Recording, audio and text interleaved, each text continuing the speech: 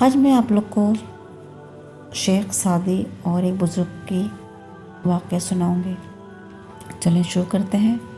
حضرت سیدنا محمد بن صالح فرماتے ہیں، ایک مرتبہ میرے سامنے شام کے ایک پہاڑ میں رہنے والے عابد کی تعریف کی گئی تو میں اس کے پاس چلا گیا اور سلام پیش کیا۔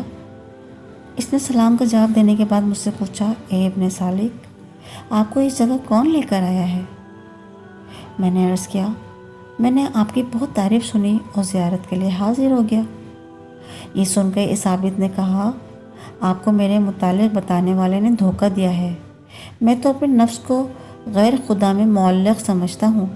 اے ابن صالح، عقل مند تو وہ ہے جو ہلاکت سے پہلے خلاصی پانے اور نجات حاصل کرنے کی کوشش کرے۔ جب میں نے اس کا کلام سنا تو بے اختیار رو پڑا۔ جب میں نے واپسی کا ارادہ کیا تو پوچھا، آپ کی کوئی حاجت ہو تو فرمائیے۔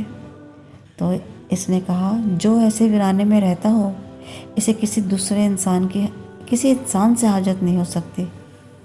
پھر وہ کہنے لگا، اے ابن صالح، اگر تمہیں کسی قسم کی حاجت ہو تو بتانا۔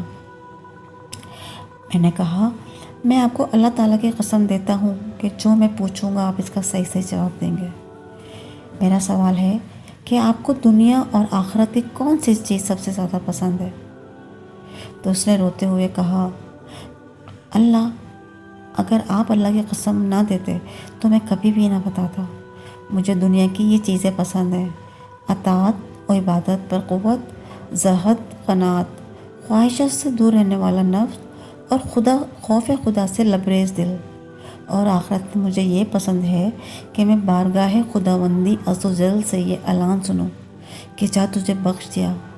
پھر اس نے ایک آہ سر دل پر پر درد سے کھینچی اور زمین پر تشریف لے آیا اور سفر آخرت پر روانہ ہو گیا۔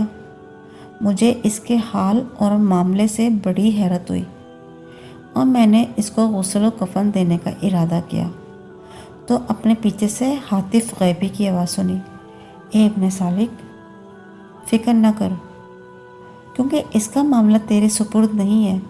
پھر اس کا جسم میری نگاہوں سے اوجھل ہو گیا اور اس کو غسل دیے جانے کی آواز سنائی دینے لگی، لیکن کوئی دکھائی نہ دیتا تھا۔ اور میں نے کسی کہنے والے کو یہ کہتے سنا، اے اللہ تعالیٰ کے دوست، تجھے مبارک ہو، قیامت کے دن تجھے خوف سے امن عطا کر دیا گیا۔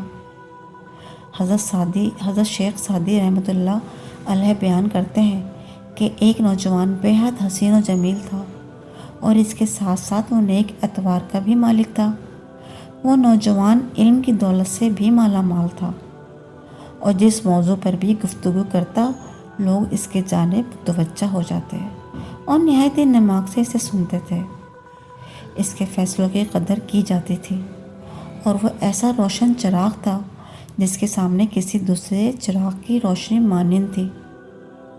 ان تمام خوبیوں کے باوصف اس میں ایک عیب یہ بھی تھا کہ وہ الفاظ کو ان کے صحیح تلفظ کے ساتھ ادا کرنے کی قدرت نہ رکھتا تھا۔ ایک روز ایک بزرگ کی محفل میں اس نوجوان کا ذکر ہوا تو میں یعنی حضرت شیخ سعدی نے اس نوجوان کی اس کمزوری کا ذکر کیا اور پھر اپنی رائے دیتے ہوئے کہا کہ میرے نزدیک اس کی گفتگو میں نقص اس لیے بھی ہے کہ اس کے سامنے دانت صحیح نہیں ہے۔ میری بات سننے کے بعد وہ بزرگ ناراض ہوتے ہوئے بولے کہ مجھے حیرانگی ہوتی ہے کہ اتنی خوبیاں دیکھنے کے بعد بھی تم اس نوجوان کی ایک معمولی عیب پر نظر رکھے ہوئے ہو۔ کیا یہ افسوس کا مقام نہیں ہے کہ طاؤس کو دیکھنے والے کی نظر اس کے بدذیب پیروں پر ہی مرکوز رہے؟